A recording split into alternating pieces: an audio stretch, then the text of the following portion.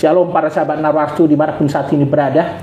Kami berharap Bapak, Ibu, dan keluarga senantiasa sehat, penuh sukacita, dan dilindungi Tuhan. Kembali lagi bertemu dengan podcast ke-67 Majalah Narwastu. Seperti yang sering kami sampaikan kepada para sahabat Narwastu, tokoh-tokoh yang kami tampilkan dalam podcast ini adalah tokoh yang kami anggap figur yang inspiratif, mampu memotivasi nasionalis dan Pancasilais.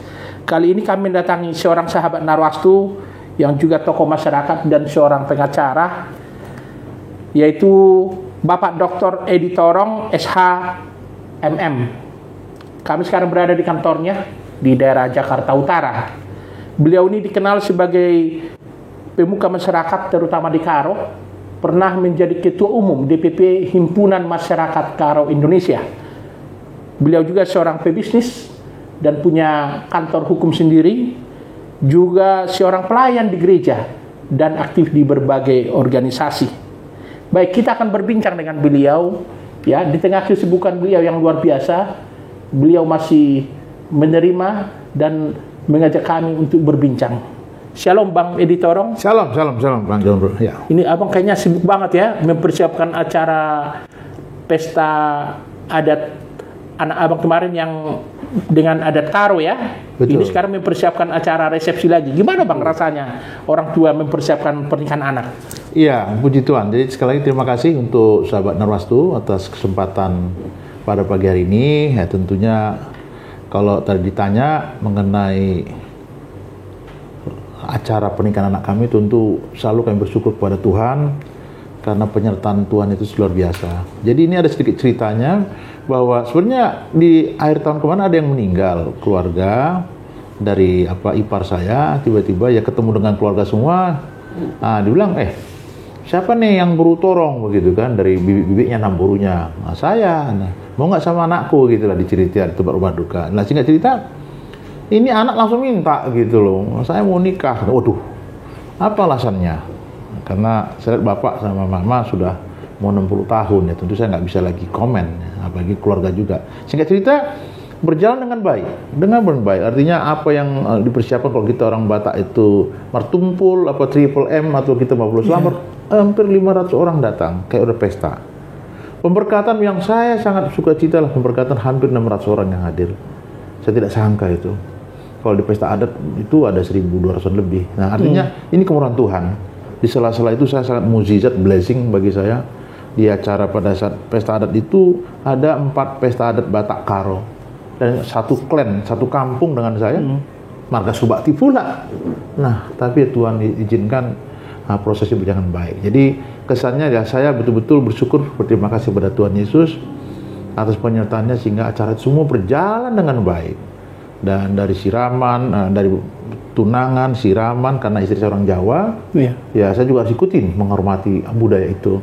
Dan saya jalani dengan baik. Nah, tinggallah nanti tanggal 23 September. Nanti saya berharap dari Majalah Narwastu, dari Pak Jono juga bisa hadir lah untuk melihat bahagiaan kami. Bang, ya. baik. Jadi itu kira-kira prosesi kesan saya terhadap sebagai orang tua yang akan mengantarkan anaknya untuk ke pernikahannya. Demikian. Terima kasih. Sebagai seorang kepala keluarga, Abang juga seorang pebisnis ya, juga seorang pengacara. Masih memberikan waktu yang istimewa bagi keluarga. Bagi Abang sendiri keluarga itu apa? Sekarang ini bagi saya keluarga adalah segalanya. Buat apa saya bekerja? Ya, saya katakan karir saya dari tahun, saya juga sebagai orang profesional dari tahun saya tamat kuliah S1 saya 89 dan saya bekerja profesional 13 tahun. Banyak suka duka yang saya alami. Bagaimana juga tantangan kami hadapi. Saya menikah tahun 93 dengan kondisi hanya satu tas, saya berangkat ke Lampung, bahkan saya harus jual pisang goreng dan rujak nggak laku, ya konsinyasi makan sendiri. Itu saya alami dan ternyata ini semua proses oleh Tuhan. Jadi anak saya ini saya titipkan juga pada suaminya saat itu. Jangan suami bilang ini anak sangat saya kasihi. Saya menikah tahun 93 dan Tuhan kasih tahun 2001. Bayangkan 8 tahun penantian itu. 8 tahun. Tuhan istilahnya itu Tuhan bentuk kesetiaan kami, kedisiplinan kami, dan ternyata Tuhan jawab doa kami. Dan nama anak kami itu Yasin Ripka Torong yang sudah menikah kemarin diberkati tanggal 8 September. Jadi ini sesuatu pengalaman hidup yang mungkin tidak mungkin dirasakan oleh yang lain juga. Tapi kami alami bagaimana penyertaan, bagaimana pemberian Tuhan Yesus dalam kehidupan kami, dan itu mukjizat itu telah terjadi.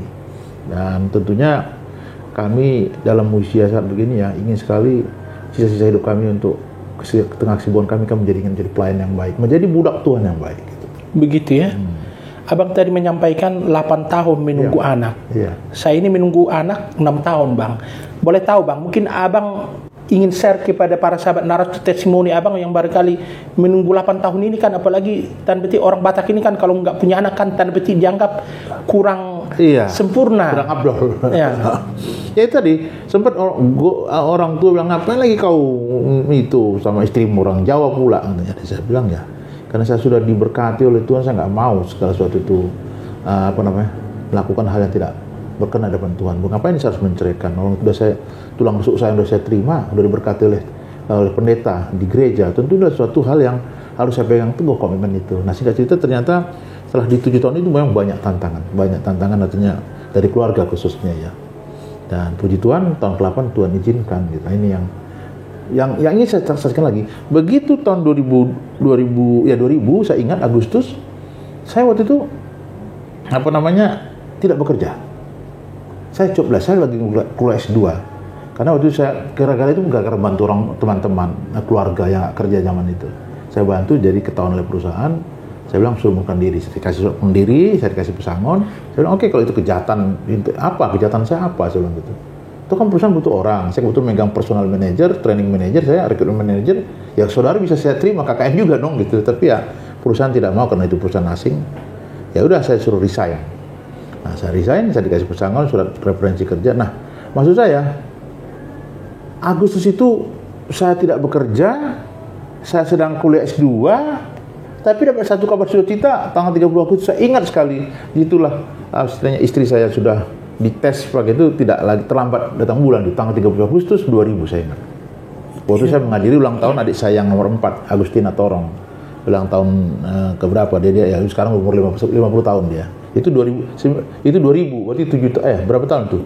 Tahun 2000 berarti 23 tahun yang lalu cerita ini. Nah, itu yang saya Kalau bicara pengalaman rohani Abang ini, apa yang Abang rasakan atau katakanlah terima pesan dari Tuhan kalau sampai Abang menunggu 8 tahun seperti itu setelah Abang renungkan? Iya. Jadi saya melihat betul ada satu suffering, penderitaan yang saya alami, pencobaan. Artinya saya merasakan sangat, muka saya taruh kemana, ketemu udah berapa anak, dia nggak tanya berapa mobil kita. Tapi dia tanya, anakmu udah berapa? Nah, ini jadi masalah. Itu beban psikis yang sangat luar biasa. Tetapi Tuhan jawab di tahun 2000, anak saya lahir tanggal 4 Mei 2001. Jadi sampai sekarang nomor mobil untuk dia pun itu dia bawa terus 405 RBK karena saking sayang. Jadi saya bilang penderitaan itu, dari penderitaan ini yang saya alami itu ternyata ada satu sukacita dengan Tuhan. Begitu anak ini lahir, disitulah mulai bangkit, grow semua, artinya dalam ekonomi, dalam pekerjaan itu jalan semua gitu. Terus Tuhan angkat terus, tidak pernah diturunkan oleh Tuhan. Ini yang saya rasakan. Mukjizat Tuhan itu yang luar biasa. Sampai detik ini. Saya rasakan kemurahan Tuhan itu. Berkat Tuhan itu, saya menikahkan anak, nggak pusing. Orang banyak nikahkan anak jual mobil, iya kan. Tapi Tuhan sediakan dana. Itu yang saya kadang-kadang mau menangis sama istri, betul. Begitu, Bang. Luar biasa Tuhan itu. Dengan pengalaman seperti ini, Bang, apa Abang semakin tanda petik semakin melekat kepada Tuhan, misalnya dengan saat tidur bersama istri, dengan anak gitu?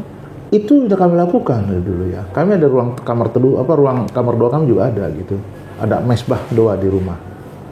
Kami siapkan gitu ya. Jadi artinya ini sesuatu karena istri saya adalah latar belakang yang seberang dan dia menjadi pendoa yang baik, ibu yang baik. Itu yang saya rasakan. Mungkin kalau saya melihat diri saya juga orang yang sangat penuh kekurangan ya, karena saya bergelut di dunia sekuler.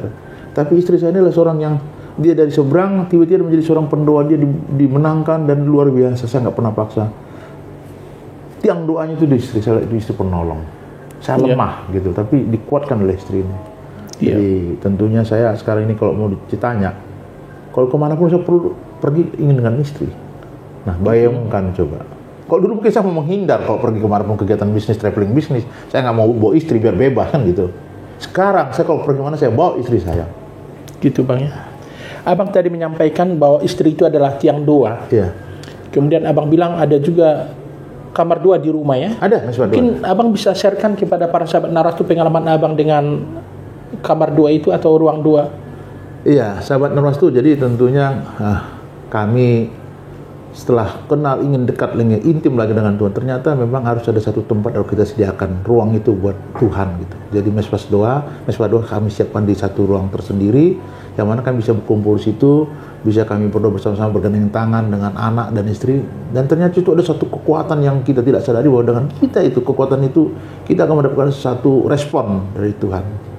Kalau kita lakukan secara rutin, saya terlalu percaya Tuhan itu tidak pernah kurang tangan panjang untuk membantu kita. Permasalahannya bagaimana kita merespon dan cara untuk memohon kepada Tuhan gitu.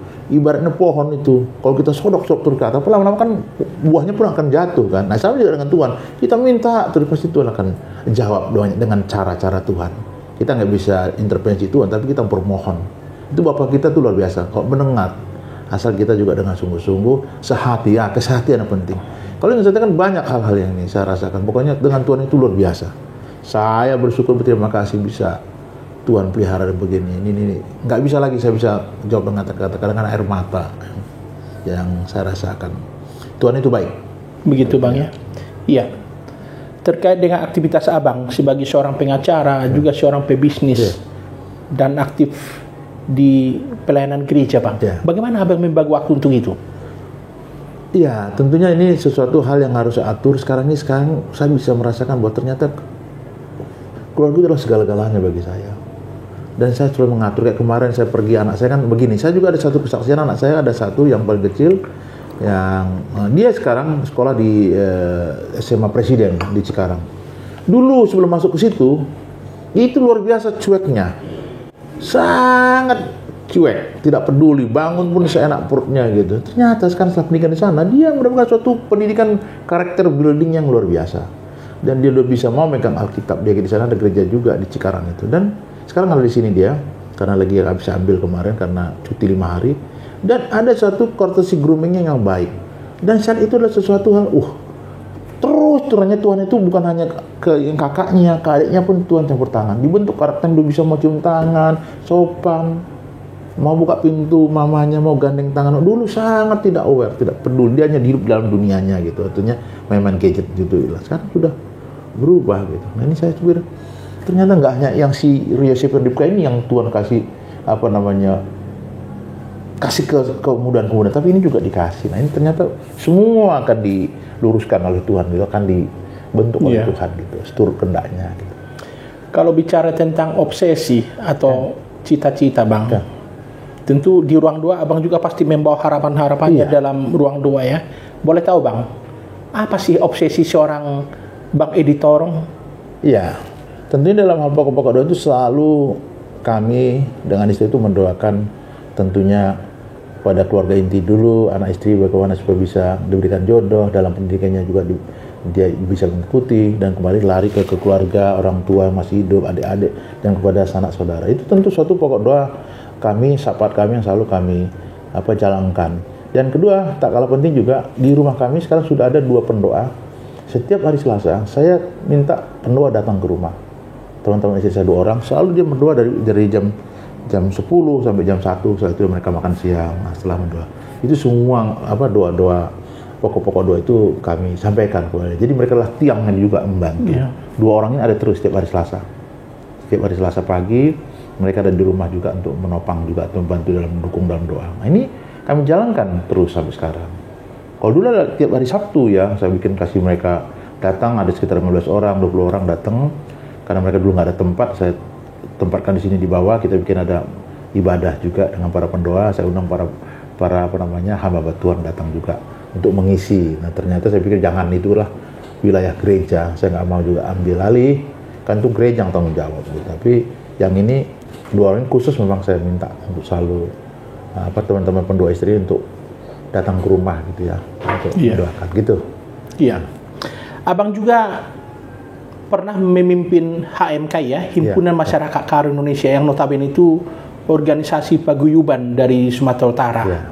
Boleh tahu Bang, aktif Abang di situ di tengah kesibukan bagaimana ceritanya? Ya, ceritanya waktu itu ada, sekarang dia menjadi CEO dari Sulawesi Mining Investment. Nah, jadi dalam hal ini saya dibentak untuk meneruskan. Ini kan ibarat pesawat yang harus diantarkan sampai ke tujuan. Nah, ternyata memang betul tidak gampang untuk untuk memimpin ini, karena harus buka ekspansi sama kayak organisasi ini kan organisasi non nirlaba ya. Jadi saya pergi melantik ke Belanda karena mau bentuk kami HMKI, itu tidak ada dana. Nah, saya bagaimana berpikir caranya supaya kita tim budaya kita undang, alat musik itu saya coba, kalau di Tapanuli itu uning-uningan. Nah, kalau kita kan kita bawa keyboard, saya bawa itu wakil bupati, ketua DPRD saya bawa ke sana, kita lantik di Kedutaan Besar Belanda, perjalanan dengan sehingga mereka dari Jerman, Eropa datang semua minta saya untuk melantik. Nah, saya pergi 2019 ke Amerika. Waktu itu 2019 sebelum Covid, Amerika udah siap semua, kita mungkin lantik HMKI se-Amerika, kan gitu. Kita bikin di Grand Canyon dekat Las Vegas sana. Covid gitu ceritanya. Ini ceritanya. Jadi ternyata memang memimpin satu organisasi kemasyarakatan seperti ini memang non-profit. Jadi memang kalau tidak seorang yang siap untuk memimpin itu repot gitu. Karena kalau mengkais-kais itu malah masalah. Kita tidak malah harus keluar waktu, pikiran, kalau perlu materi pun kita keluar. Nah, jadi saya pikir ke depan ini saya berharap organisasi HMK itu sekarang dipimpin oleh teman saya juga, saya tukar sama dia, Minola Sebayang, pengacara juga. Tadi dia sekretaris Dewan Penasihat, saya menjadi ketua umum, terus dia sekarang saya menggantikan posisinya, dia menjadi ketua umum. Saya pikir juga baik lah sekarang juga, tetap lebih baik lah. Gitu ya. Itu ya mengenai HMKI ya. Karena dengan itu saya akhirnya dikenal juga, saya juga banyak mengenal, saya melantik di DPC itu kenal juga. Tapi kan orientasi motivasi setiap anggota ini kan beda satu dengan yang lain. Itu kira-kira. Ya, yang terakhir Bang, 2023 dan 2024 ini kan tahun politik. Ya. Kita tahu pertarungan para caleg, Ya. calon kepala daerah dan bakal capres pun begitu panas. Dan 2024 mendatang, Presiden Jokowi juga akan meletakkan jabatan, tidak bisa lagi maju untuk ketiga kalinya. Ya. Boleh tahu Bang, apa yang Abang mau sampaikan atau Abang renungkan tentang tahun politik ini? Iya, terima kasih. Jadi menurut saya kita sebagai umat Kristiani yang baik, tentunya ada juga sedikit kita pikir, apakah kita orang Kristen tidak boleh berpolitik?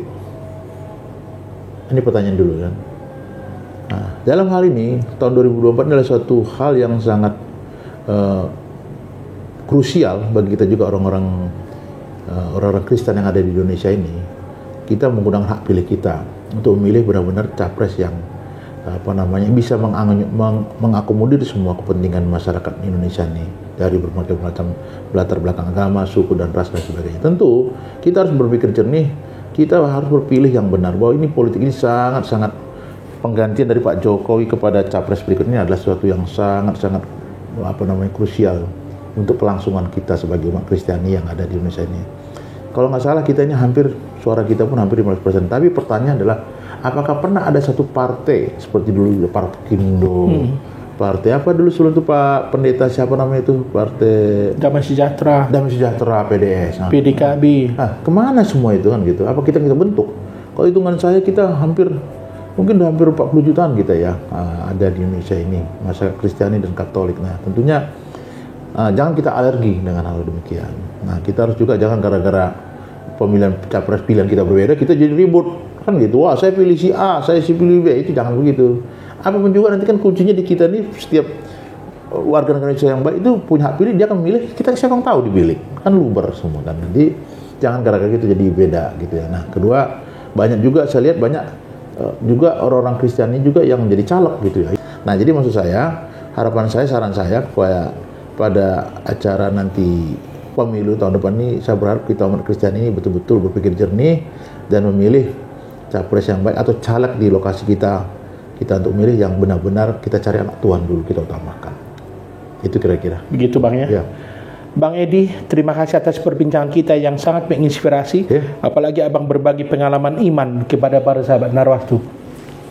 Para sahabat Narwastu, itulah perbincangan kami dengan seorang tokoh masyarakat, pengacara dan pebisnis, Bapak Dr. Edi Torong SHMM. Begitu luar biasa kesaksiannya sebagai seorang Kristiani. Kami berharap Bapak Ibu bisa mendapat hikmah atau hal-hal yang bisa meneguhkan iman dari perbincangan kami ini. Akhirnya kami sampaikan salam sehat, salam kasih Narwastu, dan kami tetap menyampaikan Bapak Ibu tetap jaga kesehatan. Dan jangan lupa tetap ikuti majalah Narwastu dalam bentuk edisi cetak. Juga ikuti pemberitaan kami di online dan juga di kanal majalah Narwastu ada podcast. Shalom, Tuhan memberkati Indonesia. Shalom, shalom. Selamat siang.